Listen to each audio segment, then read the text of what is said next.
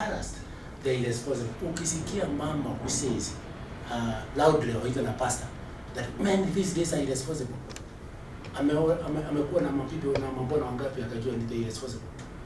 You damn get your house, settle, and you start now growing.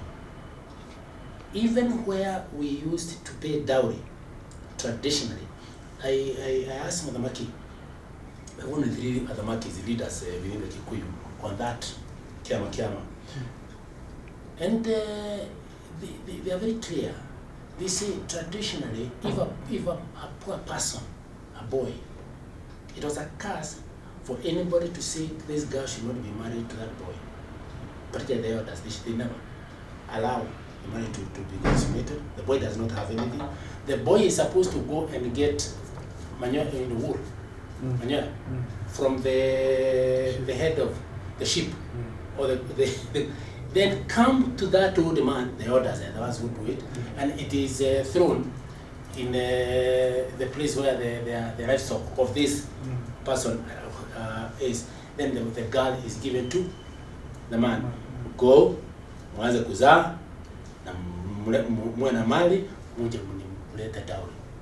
So do we say that the women have become more materialistic, especially in Central Kenya? They are eating their own interests. That's why they have suffered the way they have suffered. They even started another one called Kaguthi-why, which was condemned in Naivasha by the lay leaders.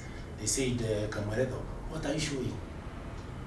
They even said, oh, those Mercedes cars which escort those women to Kaguthi-why, these are ni mabwana yake, lakini she is loose. There's no way you can introduce a culture because you have children and the men are not recognizing, because the church, the body of Christ in Kenya, is being led in transforming to respond to the wishes and aspirations of the community and the challenges. And I want to advise fellow Christians, if you do not listen to what Wa Muchomba is saying, or what we have, some of us have been saying, the Church of Christ, where you have 200 men and 1,000 women in your church, and you don't see this as a problem, you know, it means you are not representing the Almighty God, isn't it? And look at this face. The Church of Christ in England, in UK, failed. Today, over 1,000 churches have been converted to mosques. They did not go for, if you don't look at maslahi ya wananchi ambao unaongoza, what is it that you are saying? And I now have pastors who have already taken the position, polygamy is not un-Christian and is not in. I have somebody who has done a master's thesis, I have it.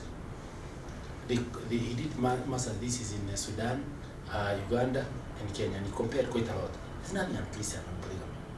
So the issue of polygamy, it is irresponsibility of our boys because of alcohol. This is a plan. And may I say this, if you want to finish a race like the Aborigines of Australia, or the Red Indians of America, or the Kikuyu of Central, give them alcohol during or before production. Yeah, give them alcohol. And mix the alcohol, which addicts very quickly, they become alcoholics very, very quickly, and the one which is civilized, responsible drinking. Allow the advert. There's a case in Kenya now. Allow the advert. We have a report released last year. The brewer is saying 80% of the alcohol in the country is generated, is ours. Is we who command that market. Then we now cheat ourselves that we are only pouring the illicit brews. Even when I see that pouring, I say, God, there's a river there. You pour that illicit brew next to a river. It therefore poisons the water down the stream. Then you get the bees, which take that water. They die, they don't fertilize the coffee and the fruits. Then the production goes down. See, what are we doing? When shall we see the owners of those illicit brews themselves now pouring it or being forced to carry it and we see amekuwa prosecuted 10 years in jail because of doing 1, 2, 3. Have you seen? So when Wa Muchomba says stabilize, so hakuna shida, si watoto, because what I know, when Mzee says, and I have another brother called you, I have another sister called you, we want to see them, by the woman of the house, already. What is she doing? And it's only the Agikuyu. So Wa Muchomba, congratulations. Waitito, hold firm.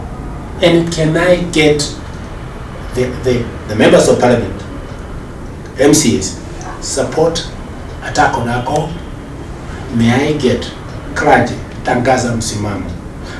Politicians, do not tangaza saa hii kwa sababu Mheshimiwa Rais amesema in desperation, come here by government officers to provide the political goodwill. Do not do it kama moto ya makaratasi inachomeka inakwisha. Be consistent until you find that there is direction on alcohol. And alcohol, the way they did with the Aborigines, Red Indians, may I confirm to you, the Agikuyu are targeted. They are targeted. And unfortunately, the majority of the brewers are women. Can't be them. If a woman is married and they hear that the husband is getting another wife, especially from central Kenya, most of them do not support. So probably what would be your word to the women who are married and who do not want their husbands to get other wives? No. That woman who is behaving like that does not recognize the husband, does not respect the husband, and does not seem to know the history of the community. I confirm my own sister is the one who went to get Amwiru for the husband. I'm a product of a polygamous home. I'm the last born of my father's third wife. Our president is a product of a polygamous. If you claim you are Christian and you go to heaven, they won't go to heaven. The 12 tribes of Judah are product of polygamy. Go deeper in the Bible. All those who is who in leadership, the Old Testament, name. They are all polygamous. That is the way God made us. Why are you opposing God? Now, that word, the men are irresponsible and so forth, it is sometimes a question of you not allowing the man to be a man. You destroy their ego. And that's why one time in 1990s, research done, it was showing that a lot of men, they become workaholics. Kasana kwa ofisi kufanya kazi ama kwa biashara. Or they're so much kanisani, they are even higher in the echelons of closer to God than the bishop. Sinaona? Or they are so much in the clubs drinking. It is only when we start appreciating the history and the personality and so on. But for the community, do not feel yourself injured. Remember, the decision to be that you suffer the way you are suffering was decided when under the advice of the chaplain to the governor, and there was somebody, one of the lecturers specializing on this one now in Jomo Kenyatta, whom I think you should be able to get, atakwambia how the governor at that time, because the community was being taken, the time the governor is handing over, he says, I'm handing over fairly faithful subjects. They are all faithful to His Majesty or to Her Majesty, except one. Then they will get a card to say that one is a Kikuyu. Very organized. Very organized community. Governance structures are very clear. And they have the do's and don'ts, which are very clear. They have a God who they pray very faithfully. Then he says, unfortunately, that God listens to them. This is the true story. And then therefore, that's when the preacher recommended that the governor gets a committee of 3, Dr. Ada, Dr. Ricky that time, and the clergy in charge of RUTO church. And they were given 3 months. The DC was told to you are the secretary, and that they brought the report. What was the report? Disconnect their crew from their God. Destroy their two levels, Rika and Nyumba. Disconnect that. Disconnect that. Then now, this, because they are very hardworking, take their land and force them now to go and work in the colonial administration. Then the laws were followed, the hard tax and so forth. So do not blame yourself, because this is a plan which was done that time, and the bashing again started that time. Some of the bashing is continue even now to them. But because of that, you created a necessity in the community. They have a very strong resilience. They will tell you, tuanagalia kukaragwa na tutashiriki. You get that language. Tumekaangwa lakini hatukuungua. You get them like that. So let's listen to what Wa Muchomba is saying. Let's listen. It's a challenge, and let the young men like you. Wewe unakuwa mwanaume, unaingia miaka 40 na nini. Now remember, they don't marry very in a consecutive manner. Unaruhusu huyu anakuwa na watoto, alafu unaongeza mwingine, alafu na this a way, and you consult the elders. You see them doing it. Our age group, we never would dream of that. It came in when we had a law called Affiliation Act. That's for another day. Okay. Then we came in when the law of polygamy was very strong, isn't it? You remember, we had a marriages bill, which you remember the way it was, and it was opposed, that marriages bill, by none other than the chairman of Madoa Wanawake, our own mother, Jim Kiano. She opposed it.